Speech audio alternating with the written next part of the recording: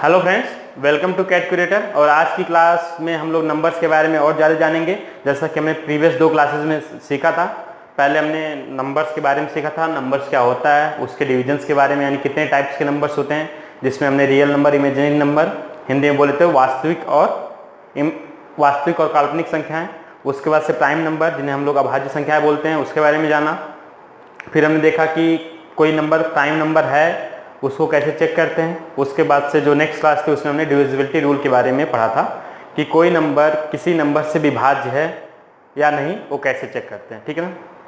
आज की इस क्लास में हम लोग फैक्ट देखेंगे कि किसी नंबर्स के कितने फैक्टर्स होते हैं और उन फैक्टर्स का सम क्या होता है, उनका प्रोडक्ट क्या होता है और उसको कैसे कैलकुलेट करते हो जानेंगे। फैक्टर्स बोले तो हिंदी में क्या बोलते हैं, उससे गुणनखंड। ठीक है ना, यानी किसी नंबर के कितने गुणनखंड होते हैं।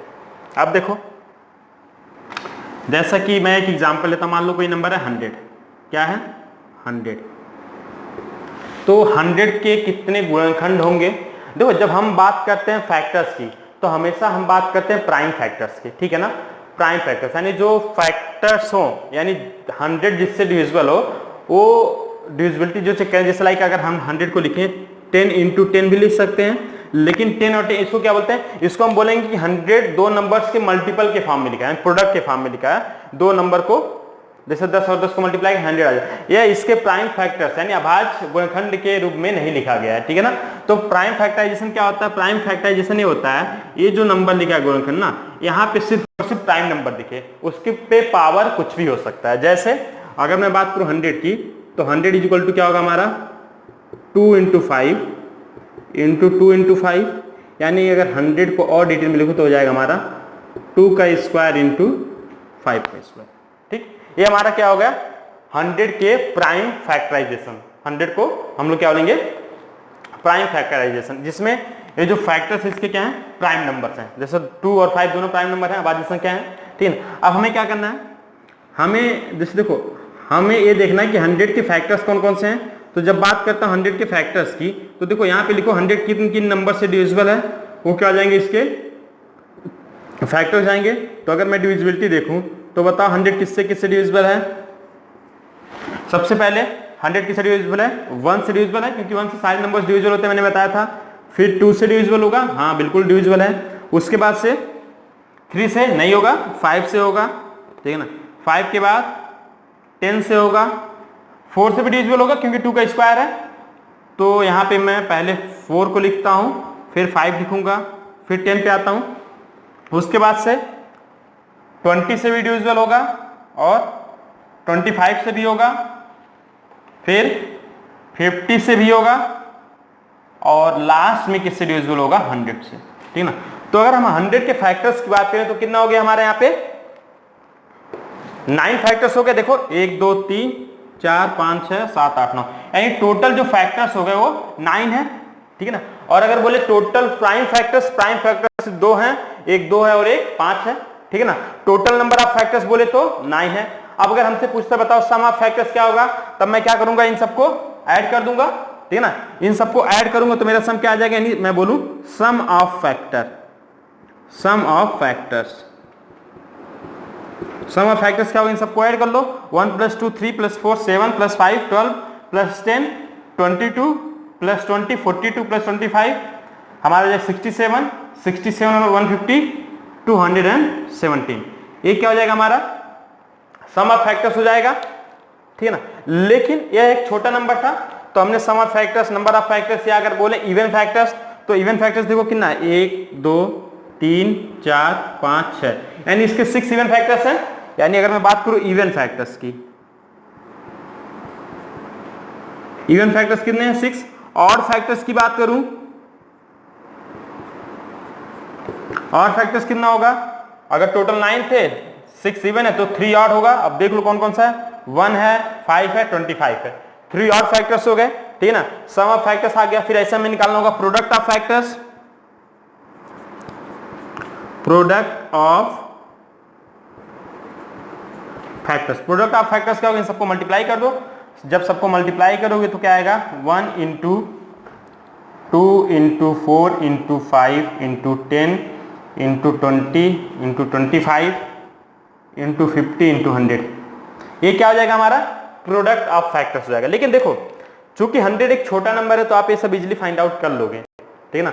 लेकिन अगर यहीं पे कहीं बड़ा नंबर दे दिया हमको, जैसे दिया जाए 14400, यह एक नंबर है, बताओ इसके कितने फैक्टर्स होंगे, फैक्टर्स का सम क्या होगा, कितने इवन फैक्टर्स होंगे, कितने ऑड फैक्टर्स होंगे, और प्रोडक्ट ऑफ फैक्टर्स क्या होगा। तो हम जब इस नंबर को इससे बड़े नंबर को फाइंड आउट करने के लिए सारी चीजें करेंगे तो हमें बहुत ज्यादा टाइम कंज्यूम होगा। उस टाइम को बचाने के लिए हम लोग क्या करते हैं, फार्मूले का यूज करते हैं। तो सबसे पहले मैं आपको बताता हूं कि फार्मूला क्या होता है, यानी इसको हम फार्मूले से कैसे इजीली फाइंड आउट करते हैं। उसके बाद से मैं आपको बताऊंगा कि वो फार्मूले आते कहां से, ठीक है ना। तो सबसे पहले आप इसको देखो, कोई नंबर 100 है, 100 को मैं क्या मानूंगा, मान लो n मानता हूं अब, ठीक है ना। मैं इसको रब कर देता हूं। उसके बाद हम लोग सीखेंगे उसके कितने फैक्टर्स होते हैं, किसी नंबर के नंबर ऑफ फैक्टर्स को कैसे कैलकुलेट किया जाता है। फिर हम लोग देखेंगे सम ऑफ फैक्टर्स को कैसे कैलकुलेट करेंगे। उसके बाद से इवन फैक्टर्स या ऑड फैक्टर्स को कैलकुलेट करने के लिए क्या किया जाता है। फिर हम लोग देखेंगे प्रोडक्ट ऑफ फैक्टर्स क्या होता है। उसके बाद से एक चीज और आता है कि number of factors which are divisible by a given number. जैसा अगर मैं बोलूं एक नंबर हमारा n है, n इक्वल टू 2 की पावर 6, 3 की पावर 4 इंटू 5 का स्क्वायर एक नंबर है, ठीक है। अब हमसे पूछे बताओ n के ऐसे कितने फैक्टर्स हैं जो 18 से डिविजिबल हैं। Number of factors of n which are divisible by 18, यानी n के ऐसे गुणनखंड, मतलब n के ऐसे कितने गुणनखंड हैं जो 18 से विभाज्य हैं यानी डिविजिबल हैं। तो उसको कैसे हम लोग कैलकुलेट करेंगे सीखते हैं हम लोग। तो इसको मैं रब करता हूं एक बार, ठीक है। अब देखते हैं हम लोग, मान लो कोई एक नंबर n है, ठीक है ना। क्या मानेंगे, कोई नंबर मानेंगे हम लोग n है, लेट से। अब देखो मानो कि n इक्वल टू हमारा है a to the power p into b to the power q into c to the power r and so on, ठीक है ना। जहां पे where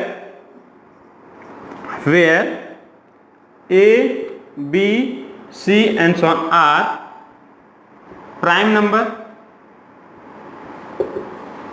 numbers and p q r and so on are natural number,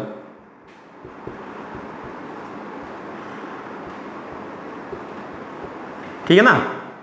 यानी पहले जो हमारा number होगा उसको हम क्या करेंगे, उसके प्राइम फैक्टर्स के फॉर्म में लिख देंगे, ठीक है ना। तो मान लो नंबर जैसा भी हमारा आया था, जब हमने 100 लिया था तो ये नंबर क्या आया था 2 की पावर 2 इंटू 5 की पावर 2। तो यहाँ पे देखो a की वैल्यू हो जाएगी 2 और b की वैल्यू हो जाएगी 5, c कुछ नहीं यानी c नहीं रहेगा हमारे पास, p की वैल्यू हो जाएगी 2 और q की वैल्यू क्या हो जाएगी 2। समझ में आया, ठीक है। और n क्या है यहाँ पे 100 है, ठीक। अब देखो तो n एक ऐसा नंबर है n equal to a to the power p into b to the power q into c to the power r है।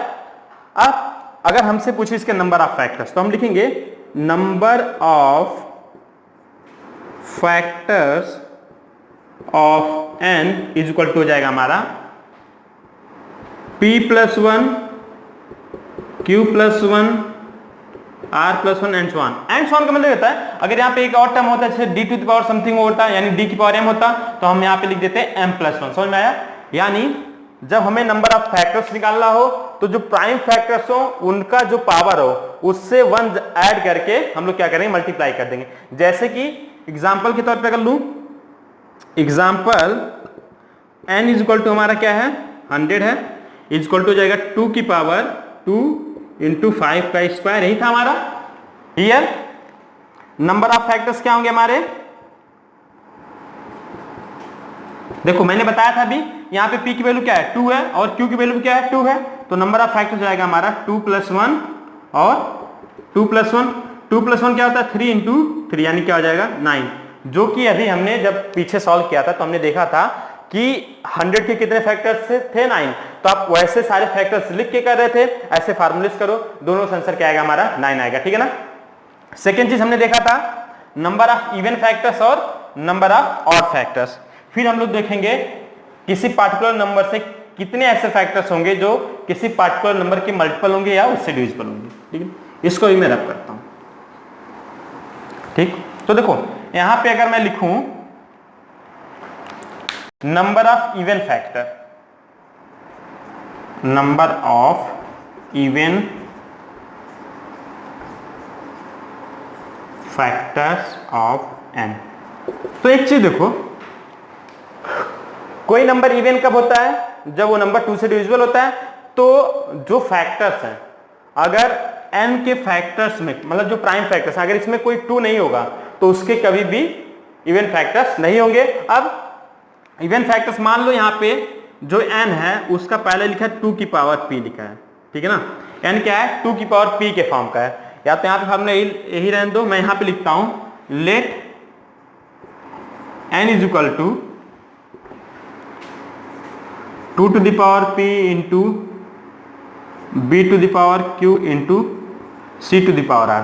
क्योंकि हमने माना जो पहला उसका फैक्टर्स है, प्राइम फैक्टर्स, वो 2 है। क्योंकि अगर किसी नंबर का इवन प्राइम फैक्टर निकालना है तो 2 उसका एक फैक्टर होना चाहिए, क्योंकि अगर नंबर 2 से डिविजिबल ही नहीं होगा तो उसका कोई इवन फैक्टर होगा ही नहीं। तो सबसे पहले मैंने माना कि n जो है 2 की power p into b to the power q into c to the power r के फॉर्म का है, जहां पे b और c कोई भी प्राइम नंबर हो सकते हैं। अब देखो, तो इसके जब बोलेगा even factor, so number of even factors वो हो जाएगा हमारा। देखो अभी क्या करना है, हम यहाँ पे क्या कर रहे थे, p plus 1 q plus 1 r plus 1 कर रहे थे। यहाँ पे ऐसा नहीं होगा, यहाँ पे क्या हो जाएगा p into q plus 1 into r plus 1, ये हमारा आंसर हो जाएगा। कैसे आता है देखो, चूंकि n क्या है, हम ऐसे फैक्टर्स की बात कर रहे हैं जो 2 से डिविजिबल हो। तो 2 से डिविजिबल होने के लिए हम क्या करेंगे, यहाँ पे जो 2 था ना, इसको हम लिखेंगे 2 की पावर p माइनस 1 इंटू 2। बात तो सेम ही है, क्योंकि आप लिखा 2 की पावर 1 इंटू 2 की पावर p माइनस 1। अब जब मैं लिख रहा हूं 2 की पावर 1 इंटू 2 की पावर p माइनस 1, तो ये मिल गया 2 की पावर p माइनस 1 प्लस 1 हो जाएगा, तो हो जाएगा 2 की पावर p। अब देखो 2 की पावर p यानी ये नंबर सेम लिखा है, कोई दिक्कत नहीं। अब मैं समझो इसको दो नंबर कंसीडर कर रहा हूं, ए वाला हमारा है n डैश और ये हमारा 2।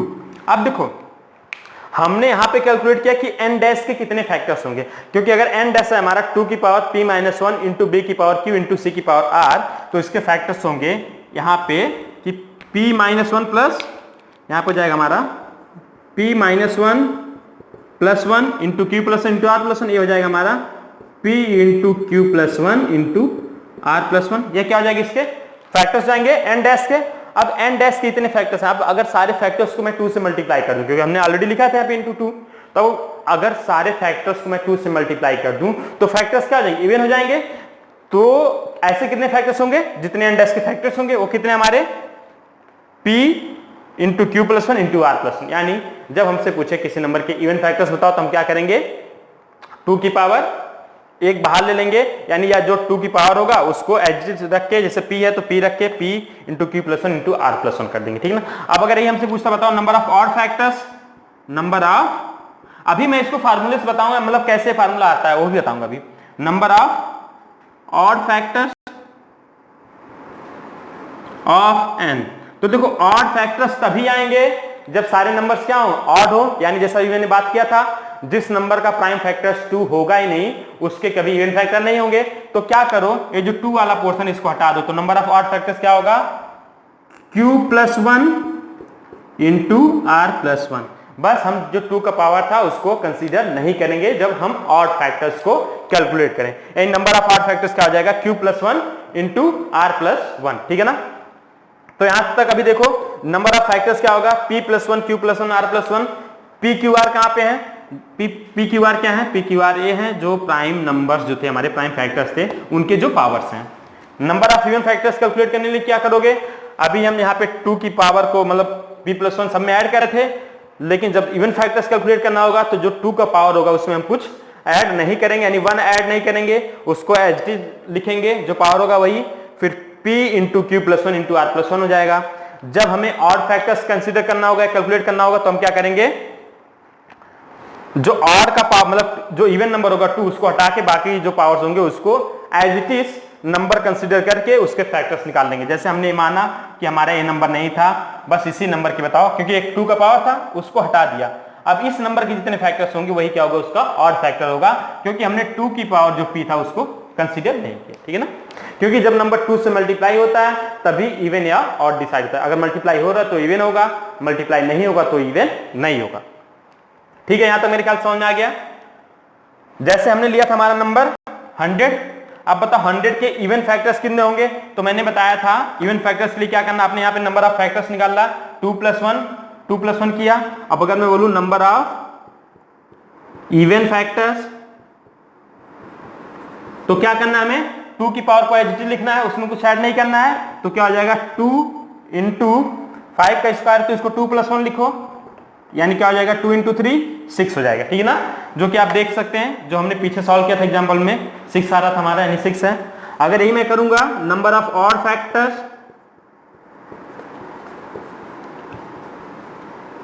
नंबर ऑफ ऑड फैक्टर्स के लिए मैंने क्या बोला, 2 को इंक्लूड नहीं करना है, तो यहाँ पे 2 की पावर 2 को ढक लो। क्या लिखा है 5 का स्क्वायर, यानी पावर 2 है, फिर क्या हो जाएगा हमारा 2 + 1, और कोई नंबर है नहीं तो मल्टीप्लाई होगा नहीं, तो क्या हो जाएगा 3।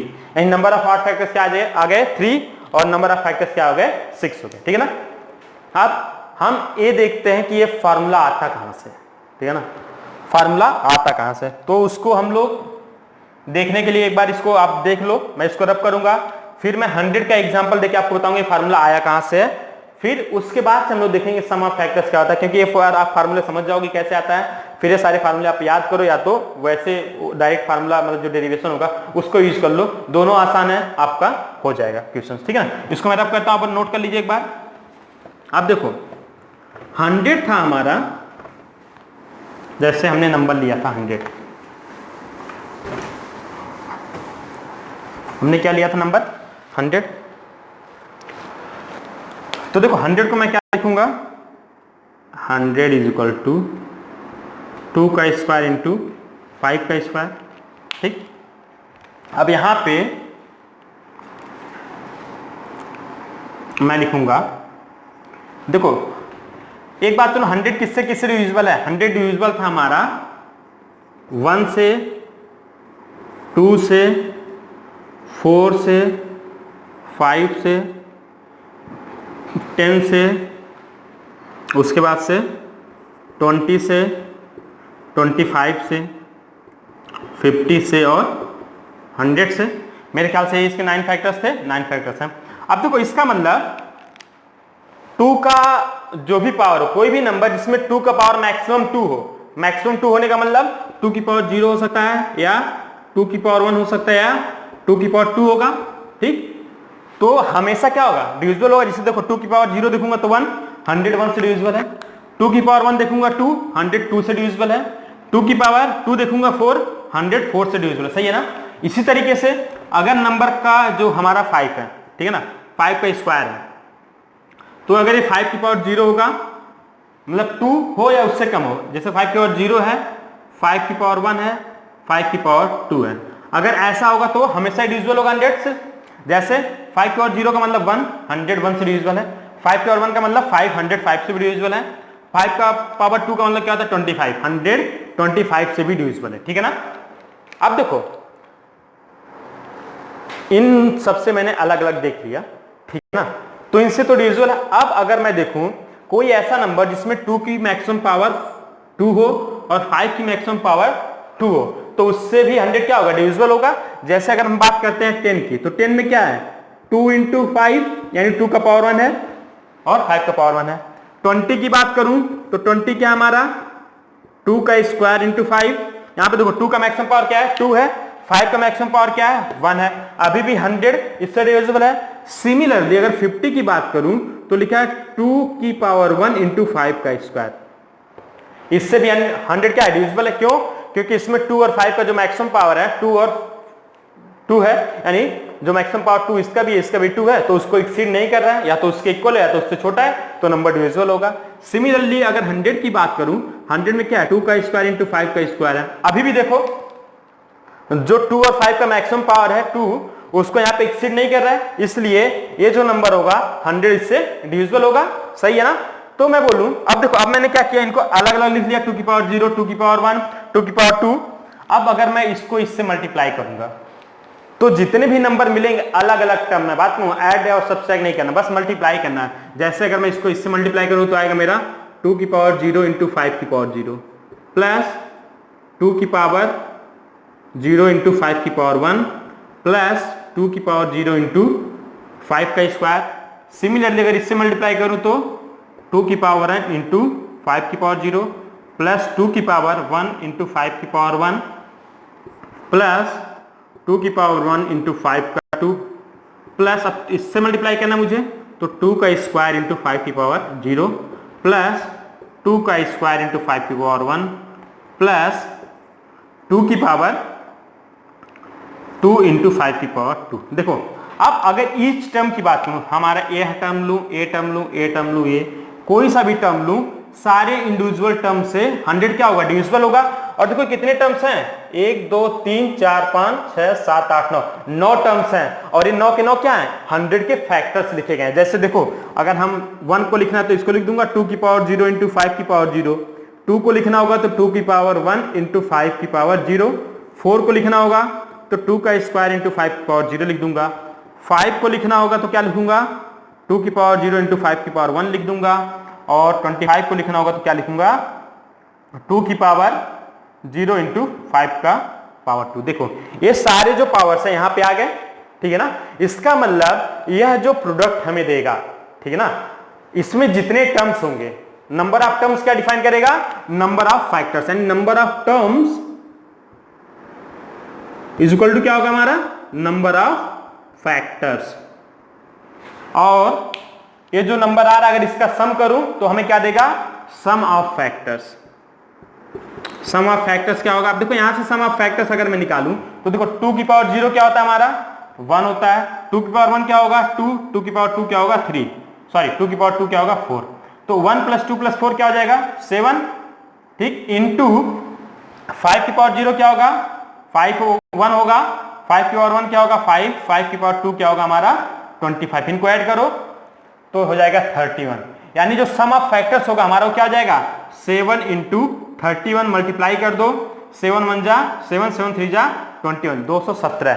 यानी सम ऑफ फैक्टर्स हमारा क्या आ जाएगा 217। हमें अलग अलग ऐड नहीं करना पड़ेगा। इस ब्रैकेट को हम लोग सिंप्लीफाई कर लें, यानी 2 की पावर 0 1 हो गया, 2 की पावर 1 2 हो गया, 2 की पावर 2 4 हो गया, फिर 5 की पावर 0 1 हो गया, 5 की पावर 1 5 हो गया, 5 की पावर 2 क्या होगा 25। इसको मल्टीप्लाई कर देंगे तो हमारा क्या आ जाएगा सम ऑफ फैक्टर्स, ठीक है ना। अब अगर हमसे पूछे बताओ नंबर ऑफ इवन फैक्टर्स क्या होंगे, यानी number of even factors, number of even factors की बात करता है तो नंबर ऑफ इवन फैक्टर्स क्या होगा। अब एक चीज देखो, हमने एक चीज पढ़ा है कि जब कोई नंबर 2 से मल्टीप्लाई होगी तभी क्या होगा इवन मिलेगा।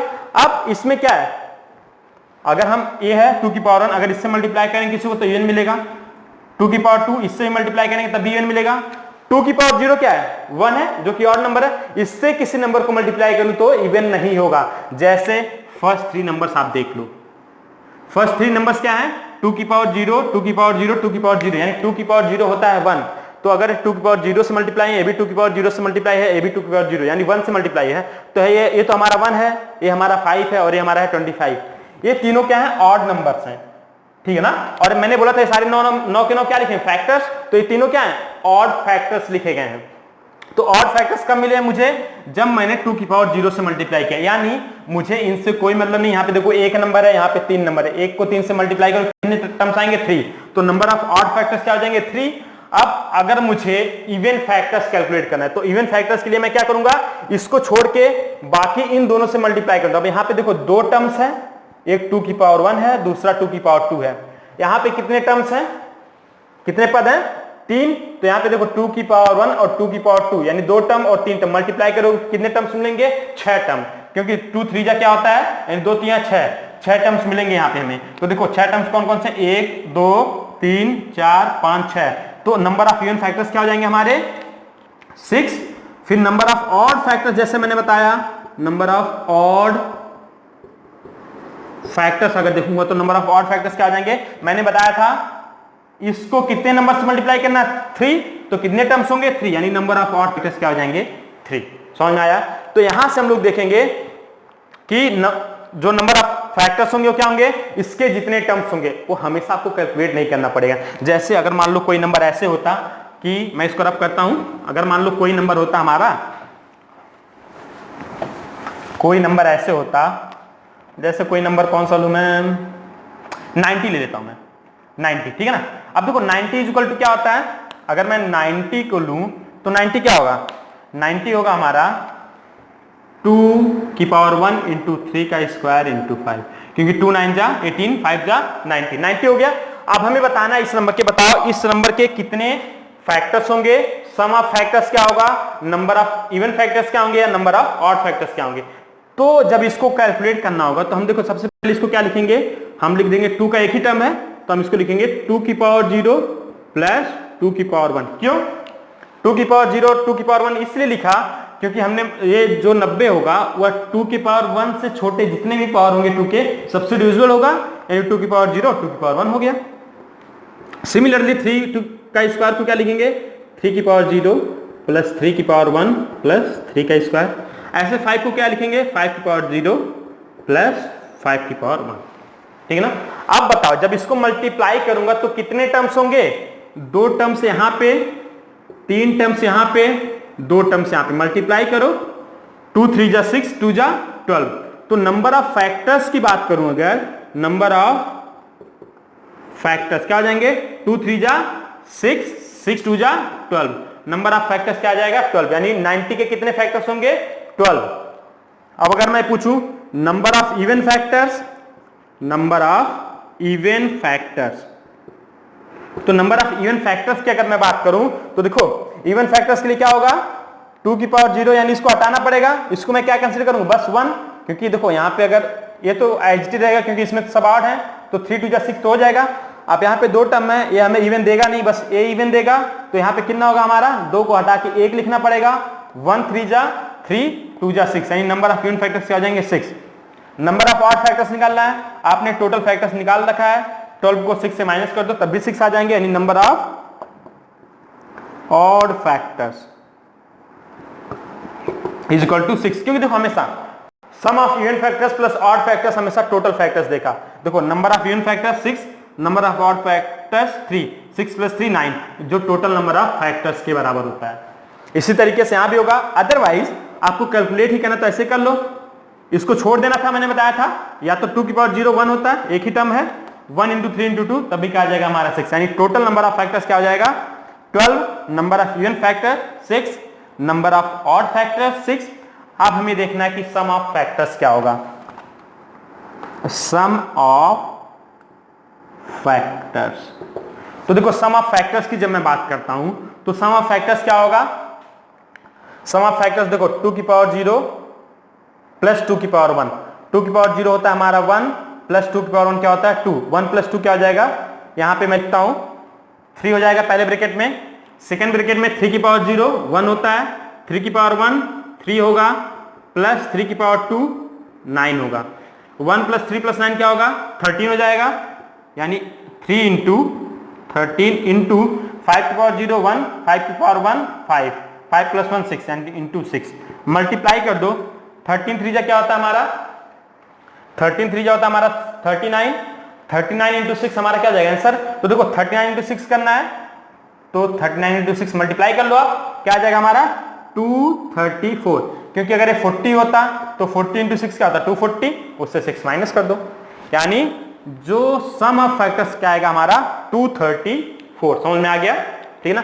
तो आसान तरीका है, ठीक है, नंबर ऑफ फैक्टर्स निकालना हो आपको या सम ऑफ फैक्टर्स निकालना हो आप ऐसे कर सकते हो, अदरवाइज जो मैंने नंबर ऑफ फैक्टर्स का फार्मूला बताया उससे कर सकते हो। दूसरी चीज मैंने आपको ये बताया कि सम ऑफ फैक्टर्स का फार्मूला निकालना है, ठीक है ना। तो देखो सम ऑफ फैक्टर्स का फार्मूला यहां से आता है, कैसे आता है, अब एक चीज अगर देखो इसको मैं रब कर दूं, चलो ठीक है, इसको मैं रब करता हूं, प्रोडक्ट ऑफ फैक्टर्स अभी बताऊंगा इसी तरीके से, लेकिन पहले इसको देखो सम ऑफ फैक्टर्स का फार्मूला। अब मानो कोई एक नंबर है n, कोई एक नंबर n है, अगर हमें लिखा है कि n इज इक्वल टू 2 की पावर p, ओके, या a की पावर p लिखता हूं मैं, फार्मूला बना रहा हूं तो a की पावर p इंटू बी की पावर क्यू इंटू सी की पावर आर, ठीक है ना। तो जो सम ऑफ फैक्टर्स होगा, सम ऑफ फैक्टर्स क्या होगा, सम ऑफ फैक्टर्स क्या होगा, सम ऑफ फैक्टर्स होगा हमारा a की पावर 0 प्लस a की पावर 1 प्लस a की power 2 and so on plus a की पावर p। सिमिलरली b की पावर 0 प्लस b की power 1 and so on plus b की पावर q। इसी तरीके से इनटू हमारा हो जाएगा c की पावर 0 प्लस c की पावर 1 प्लस c की power 2 and so on plus c की पावर r। ये हो जाएगा हमारा सम ऑफ फैक्टर्स। अब एक अगर ध्यान से आप देखोगे, आपने ज्योमेट्रिक प्रोग्रेशन अगर पढ़ा है तो ये सारे टर्म्स किसमें है, जीपी में है।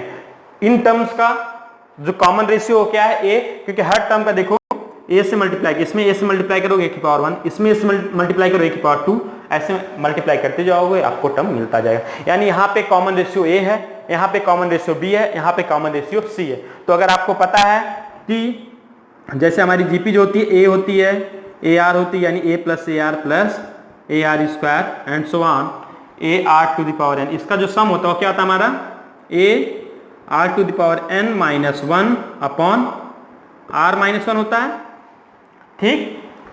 तो यही फार्मूला अगर हम यहाँ पे यूज करें, अब देखो यहाँ पे क्या a है नहीं, यहाँ पे बस क्या है r की पावर 0 1 है, यानी r की पावर 0 था, r की पावर 1 था, r की पावर 2 था और r की पावर n है, ठीक है ना। तो अगर यहाँ पे मैं फार्मूला लगाऊंगा तो ये यहाँ पे ये नहीं रहेगा, बाकी चीजें क्या होंगी सेम रहेंगी। तो अब यही जीपी के सम का फार्मूला मैं यहाँ पे लगा दूंगा और हमारा क्या आ जाएगा, सम ऑफ फैक्टर्स का फार्मूला आ जाएगा, ठीक है ना। तो फार्मूला लगा ही, ये क्या हो जाएगा, ये हमारा हो जाएगा, लिख देता हूं यहाँ पे नीचे में, a to the power n minus 1 upon a minus 1 into b to the power n, sorry यहाँ पे n की जगह क्या है p है, तो यहाँ पे मुझे लिखना पड़ेगा p, यहाँ पे b की जगह क्या है q minus 1 upon b minus 1 into c to the power r minus 1 upon c minus 1। ये क्या हो जाएगा हमारा sum of factors of n हो जाएगा, sum of factors of n।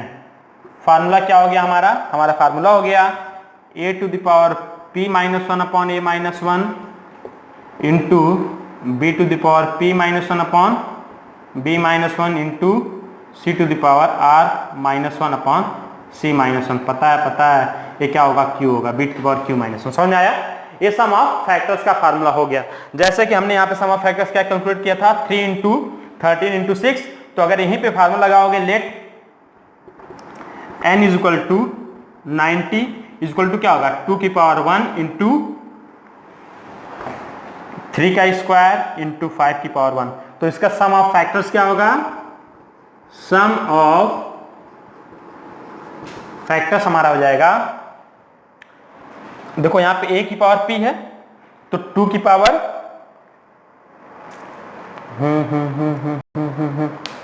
एक चीज गलती हो गई, बस एक चीज। देखो जब हम यहां पे लेते हैं a, तो जैसे r की पावर 0, तो यहाँ पे फार्मूले होता है n प्लस 1 होता है, जो मैंने गलती कर दी, ठीक है ना।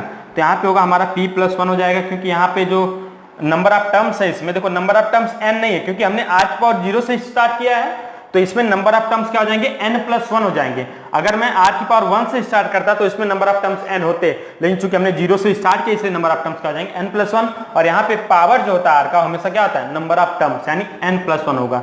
तो ऐसे हमारा हो जाएगा p plus 1 a, q plus 1 और a r प्लस 1। क्योंकि देखो सब में क्या है, इसमें नंबर ऑफ टर्म्स कितने, p प्लस 1 होंगे, इसमें q प्लस 1 और इसमें r प्लस 1 होंगे, जैसा कि हमने यहाँ पे देखा था, ठीक है ना। पावर 1 है तो नंबर ऑफ टर्म्स 2 है, पावर 2 है तो नंबर ऑफ टर्म्स 3 है, पावर 1 है तो नंबर ऑफ टर्म्स 2 है, ठीक है ना। तो यहाँ पे हो जाएगा मेरा 2 की पावर 2 माइनस 1 अपॉन 2 माइनस 1, 3 की पावर 3 माइनस 1 अपॉन 2 माइनस 1, और 5 की पावर 2 माइनस 1 अपॉन यहाँ पे 5 माइनस 1, ठीक है ना। सिंप्लीफाई करो, 2 की पावर 2 क्या होता है, 4 माइनस 1 3 अपॉन 1, क्योंकि 4 माइनस 1 3 हो जाएगा, 2 माइनस 1 1 होगा, इंटू 3 की पावर 3 क्या होता है 27 minus 1 26 upon 3 minus 1 2, into 25 minus 1 24 upon 5 minus 1 4, ठीक है ना। सिंप्लीफाई कर लो, ये कट जाएगा, 13 आएगा, ये कट जाएगा, 6 आएगा, यानी 3 इंटू 13 इंटू 6 आपका सम वही आ जाएगा 234। समझ में आया? तो ध्यान रखना ये फार्मूला बहुत यूजफुल है, ठीक है ना। तो आप अब क्या करना है कि हमें इसमें भी क्या होगा, अगर बड़े नंबर आ जाएंगे तो इसको करने में टाइम लगेगा, तो आप डायरेक्ट इसको इस फार्मूले का यूज कर सकते हैं कि जब भी आपको दिया n इक्वल टू आपका आगे a to the power p b to the power q और c to the power r, तो आपको सम ऑफ फैक्टर्स अगर निकालना हो तो डायरेक्ट क्या लगा लोगे, a to the power p plus 1 minus 1 upon a minus 1 into b to the power q plus 1 minus 1 upon b minus 1 into c to the power r minus 1 sorry c to the power r plus 1 minus 1 upon c minus 1, आपका answer आ जाएगा, ठीक है ना। तो मैं सारे फार्मूले के ऊपर नोट डाउन करता हूं और फिर आपको बताता हूं कि प्रोडक्ट ऑफ फैक्टर्स क्या होता है, ठीक है ना। वैसे प्रोडक्ट ऑफ फैक्टर्स क्या होगा, आसान है, मिटा दो इसको मैं, आप चाहो तो डेरिवेशन, अदरवाइज मैं फार्मूला ही बता देता हूं ऐसे, ठीक। तो अभी तक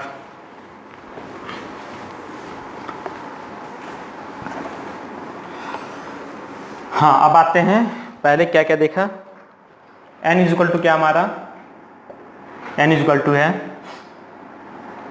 2 की power p into b to the power q into c to the power r। तो नंबर ऑफ फैक्टर्स क्या हो गए,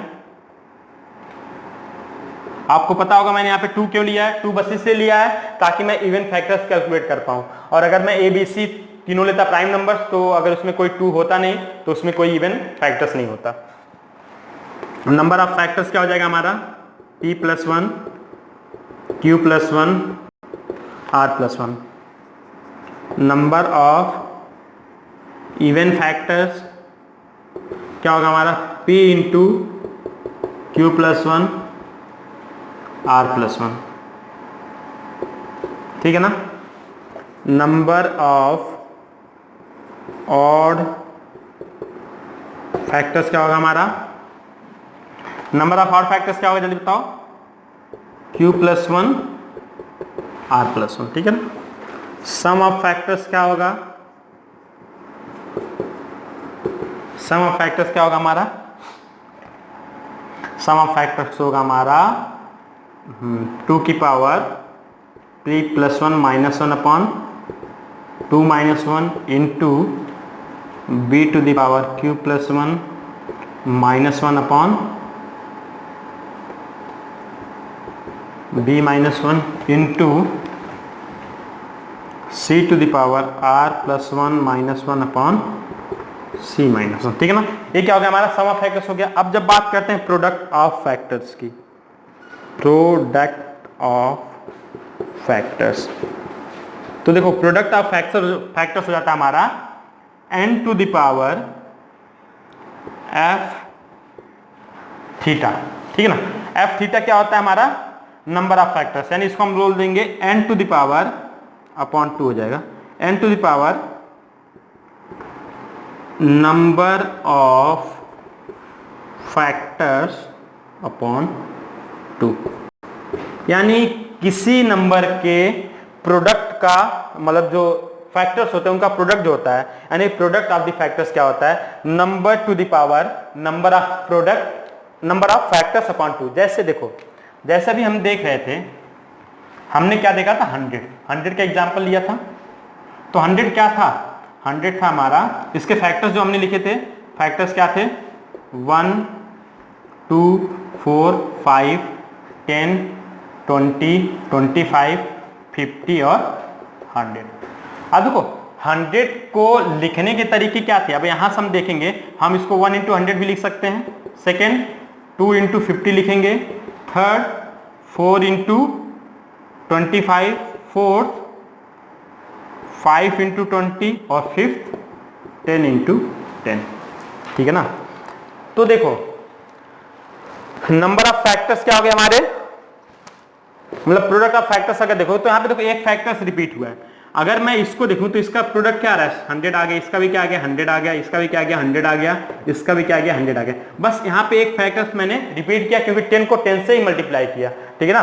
तो अगर मैं बात करूं कि इसके प्रोडक्ट, ये सारे फैक्टर्स थे, सबका प्रोडक्ट क्या आया 100 आया, यानी अगर मैं बात करूं product of product of factors of 100, तो हमारा क्या आ गया 100, देखो यहाँ भी 100 यहाँ भी 100, 4 बार मल्टीप्लाई करते हो, यानी 100 इंटू 100 इंटू 100 इंटू 100, ये आ गया 10 बचा था, इंटू 10 कर दो तो क्या आ जाएगा 100 की पावर 4, यानी 100 की पावर 4। अब देखो मैं 10 को लिख सकता हूं कि 100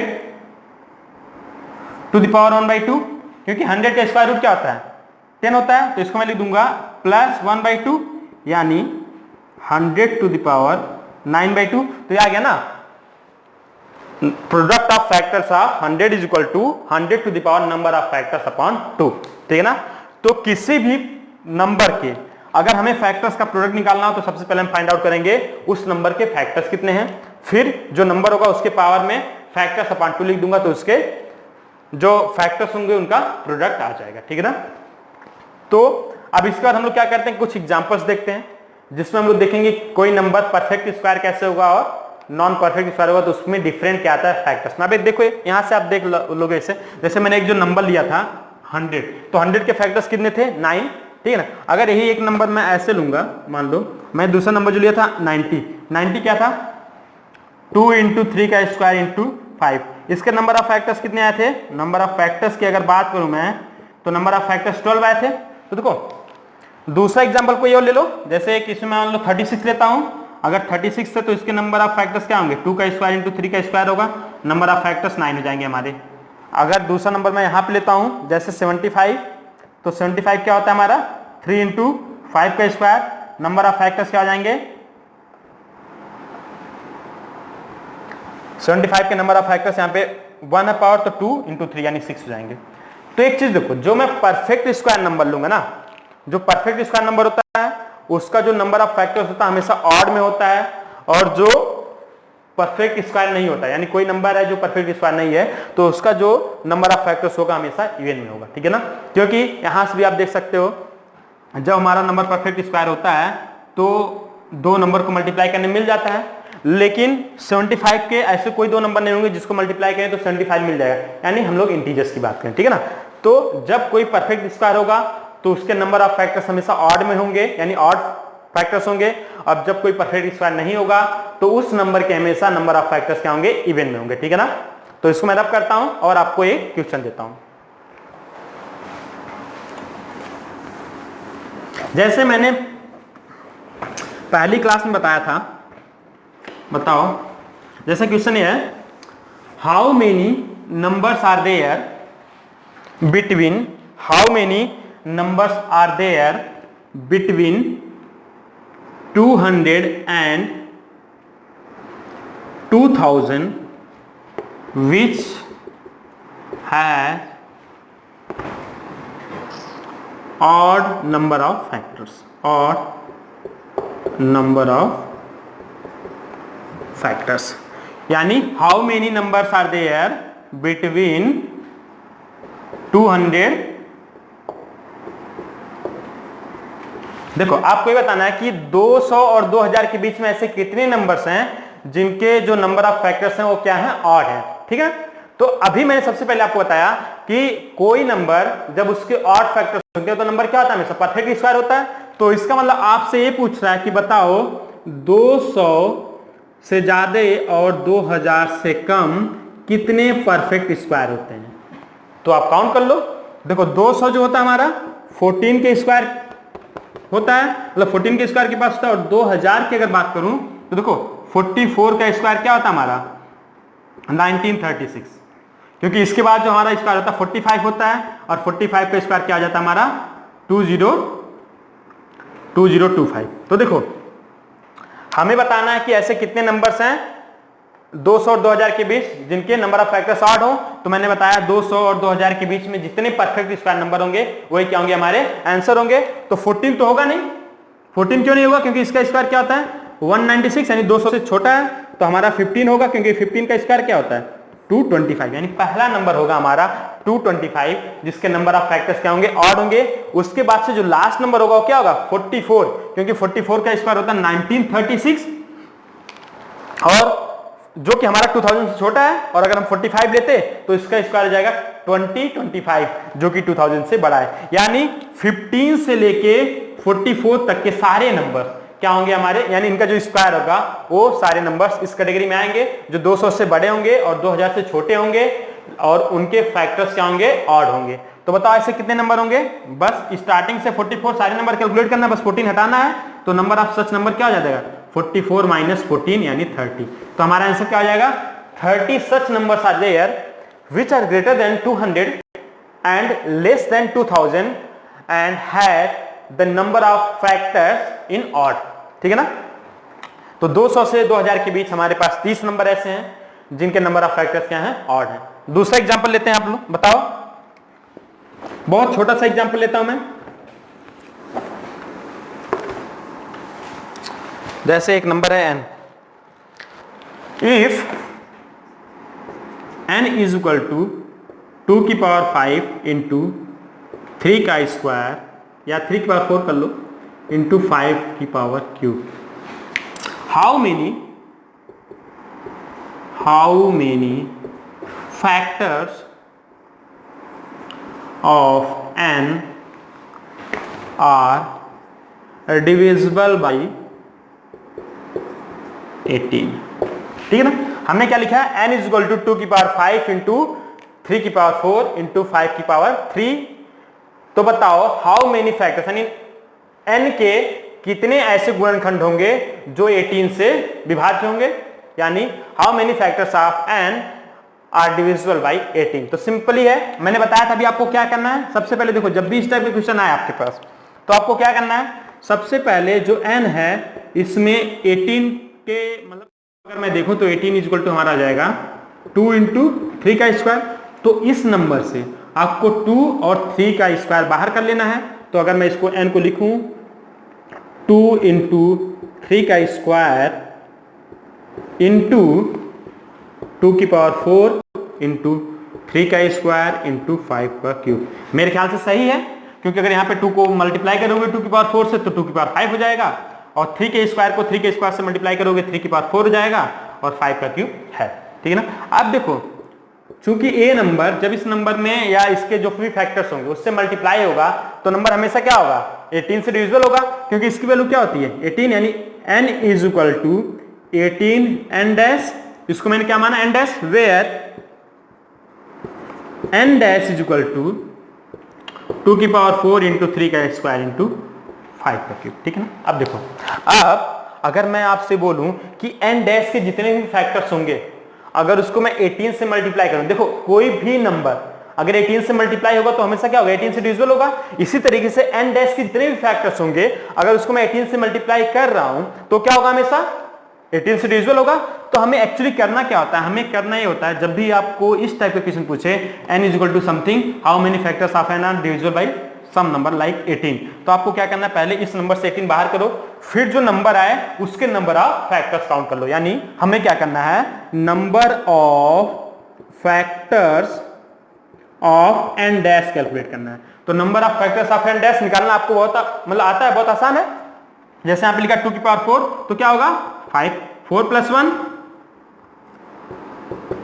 फिर 3 का स्क्वायर तो क्या होगा 2 प्लस 1, 5 का क्यूब है तो क्या होगा 3 प्लस 1, तो 4 प्लस 1 क्या होगा 5 इंटू 3 इंटू 4, 5 4 जा 23 जा 60, यानी नंबर ऑफ फैक्टर्स क्या n डैश के क्या हो जाएंगे 60। इसका मतलब n के 60 ऐसे फैक्टर्स होंगे जो क्या होंगे 18 से डिविजिबल होंगे। समझ में आ गया, ठीक है ना। तो इस क्वेश्चन का आंसर क्या होगा 60, यानी समझ में आ गया क्या बताऊंगा, ठीक है ना। कि अगर आपका क्वेश्चन है if n is equal to this how many factors of n are divisible by 18, तो आंसर क्या हो जाएगा 60। ठीक, अच्छा अब एक और क्वेश्चन ट्राई करो, इसको मिटा दो, समझ में आ गया होगा। अगर समझ में आ गया तो बताओ how many factors of n is equal to 2 का square into 3 to the power 4 into 7 to the power 6 are divisible by 21। बताओ n कैसे कितने फैक्टर्स होंगे जो 21 से डिविजिबल होंगे, जल्दी करो, कॉपी पेन लेके सॉल्व करो, फिर आंसर देखो। मैं सॉल्व करना, आप आंसर मैच कर लेना, यानी देखो, तो हमें क्या करना है, पहले n इज इक्वल टू 2 का स्क्वायर इंटू 3 का 4 लिखा है और 7 टू द पावर 6। 21 से डिविजिबल फैक्टर निकालने हैं, यानी ऐसे फैक्टर्स निकालने हैं जो 21 से डिविजिबल हैं। तो हम क्या करेंगे, पहले n से 21 बाहर लेंगे, यानी हम लिखेंगे n इज इक्वल टू 3, देखो 21 क्या होता है 3 इंटू 7, तो 3 इंटू 7 इंटू 2 का स्क्वायर रह जाएगा क्योंकि हमने कोई 2 बाहर नहीं किया है। 3, हाँ 3 की पावर 1 बाहर किया, 7 की पावर 1, तो इन दोनों का पावर एक एक कम हो जाएगा, यानी 3 की पावर 3 और 7 की पावर 5 हो जाएगा, ठीक है ना। तो ये हमारा क्या हो जाएगा, n डैश, यानी n dash is equal to क्या हो जाएगा 2 का स्क्वायर 3 का cube into 7 to the power 5। तो नंबर ऑफ सच फैक्टर्स क्या हो जाएगा, नंबर ऑफ फैक्टर्स ऑफ इसके और इसके कितने फैक्टर्स होंगे, number of factors of n dash क्या हो जाएगा हमारा 2 + 1 3 + 1 और 5 + 1। 2 + 1 क्या होगा 3, 3 + 1 होगा 4, 5 + 1 होगा 6। मल्टीप्लाई करो, 3 4 जा 12, 6 जा 72, यानी n के, ये जो हमारा नंबर गिवन है n है, इसके 72 ऐसे फैक्टर्स होंगे जो 21 से क्या होंगे, डिविजिबल होंगे। समझ में आ गया, ठीक। मिटाते हैं इसको, एक लास्ट क्वेश्चन सॉल्व करते हैं हम लोग। मैंने सोचा था आज नंबर ऑफ ट्रेलिंग जीरो इन्हें गिवन नंबर बताऊंगा और यूनिट डिजिट और लास्ट डिजिट कैसे कैलकुलेट करते हैं वही बताऊंगा, लेकिन मेरे ख्याल से नेक्स्ट क्लास के लिए रखते हैं, ठीक है ना। तो सबसे पहले एक क्वेश्चन और सॉल्व करो। फाइंड, लिखो आप लोग, find least value of n so that 2n is a perfect square and 3n is a perfect cube, ठीक है ना। आपको बताना है find least value of n so that 2n is a perfect square और 3n क्या हुआ आपका परफेक्ट क्यूब है। सॉल्व करो, ठीक है ना। तो देखो सॉल्व करते हैं इसको। क्या हमारा 2n क्या है, परफेक्ट स्क्वायर है। परफेक्ट स्क्वायर में शॉर्टकट में लिखता हूं PS, वाओ, और 3n को हम क्या लिखते हैं, परफेक्ट क्यूब यानी PC, ठीक है ना। अब एक चीज देखो, n क्या होना चाहिए, स्मॉलेस्ट नंबर होना चाहिए। अब देखो अगर इसको मुझे बस परफेक्ट स्क्वायर बनाना है तो मैं इसको 2 से मल्टीप्लाई कर दूं। अगर मैं चाहूं तो इसको ऐसे लिख सकता ना, 2 इंटू 2, n की वैल्यू अगर 2 होगी तो 4 आ जाएगा, जो कि एक परफेक्ट स्क्वायर है, ठीक, इजी है। अब मुझे 3n को परफेक्ट क्यूब बनाना है, तो देखो अभी मैंने क्या लिया, n की वैल्यू 2 लिया था, ठीक है ना। तो यहां पे अगर मैं n की वैल्यू 2 लूंगा तब तो पॉसिबल ही नहीं होगा यार, क्योंकि 3 2 6 होगा, परफेक्ट क्यूब नहीं होगा। तो अगर मैं मान लो बस ये 3 का मल्टीपल होता, जस्ट इन केस अगर ये 3 का मल्टीपल होता 3n, तो मुझे क्या लेना पड़ता, n की वैल्यू अगर मैं लेता 9, क्योंकि 9 को जब 3 से मल्टीप्लाई करोगे तो क्या आएगा हमारा 27, और यह एक परफेक्ट क्यूब है, ठीक है ना 27। तो अलग अलग अगर क्वेश्चन होते बस ये बोलता कि 2n परफेक्ट स्क्वायर है तो n की वैल्यू बताओ, तो n की स्मॉलेस्ट वैल्यू 2 आ जाती। अलग से पूछता कि 3n एक परफेक्ट क्यूब है तो n की स्मॉलेस्ट वैल्यू बताओ, तो क्या आ जाता 9 हो जाता, सही है। लेकिन हमें दोनों को कंबाइन सॉल्व करना है, दोनों को कंबाइन सॉल्व। तो इसका मतलब एक चीज देखो, इसका मतलब अगर 3n हमारा परफेक्ट क्यूब है, 2n परफेक्ट स्क्वायर, तो एक चीज समझो, n में हमेशा 3 का स्क्वायर तो होना ही होना पड़ेगा, क्योंकि अगर ये 3 का स्क्वायर होगा तभी तो जब 2 का कुछ स्क्वायर मल्टीप्लाई करोगे तो ये कंप्लीट स्क्वायर आएगा। दूसरी चीज, इसमें 2 का क्यूब तो कंपलसरी है होना, 2 का क्यूब होना कंपलसरी क्यों है, देखो अगर 2 का क्यूब नहीं होगा यानी एक परफेक्ट क्यूब नहीं होगा तो 3 से मल्टीप्लाई करूंगा तो क्यूब कैसे बनेगा। जैसे अगर मान लो मैंने नंबर ए लिया, यहां पे क्या था 3 था, तो मैंने यहां पे 3 का स्क्वायर ले लिया, तो 3 का स्क्वायर क्या होता है 9, यानी मैंने 3 स्क्वायर लिखा।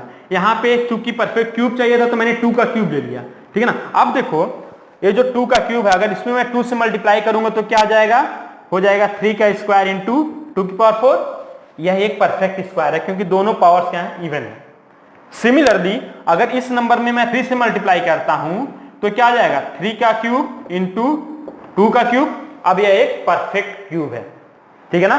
तो जो हमारा लीस्ट नंबर होगा वो क्या आ जाएगा 3 का स्क्वायर इंटू 2 का क्यूब, यानी जो हमारा आंसर है वो क्या हो जाएगा 72, यानी n इज इक्वल टू 3 का स्क्वायर इंटू 2 का क्यूब, यानी 9 इंटू 8 इज इक्वल टू क्या हो जाएगा 72। ध्यान रखना जब भी आपको इस टाइप का क्वेश्चन पूछे find least value of n so that 2n is a perfect square and 3n is a perfect cube, तो हमेशा इस नंबर का क्यूब यहाँ पे होना ही होना चाहिए, क्योंकि इस नंबर का क्यूब नहीं होगा तो ये नंबर कभी क्यूब नहीं बन पाएगा। यानी इस नंबर का क्यूब का मतलब 2 का क्यूब हमने ले लिया। फिर चूंकि n परफेक्ट स्क्वायर है और 3 से मल्टीप्लाई किया गया है तो इस नंबर का परफेक्ट 3 का मल्टीप्लाई करके क्यूब हो जाता है, इसका मतलब इस नंबर का परफेक्ट स्क्वायर होना चाहिए। तो इसका क्यूब और इसका स्क्वायर यानी 3 का स्क्वायर इंटू 2 का क्यूब 72 हमारा n की लीस्ट वैल्यू होगी, जिसके लिए 2n और 3n मतलब 2n परफेक्ट स्क्वायर होगा और 3n परफेक्ट क्यूब होगा, ठीक है ना। ऐसे बहुत सारी वैल्यूज हो सकती हैं, लेकिन लीस्ट वैल्यू यानी जो स्मॉलेस्ट वैल्यू हमेशा क्या होगी 72 होगी, ठीक। तो आज की क्लास हम लोग यहीं पे फिनिश करते हैं, ठीक है ना।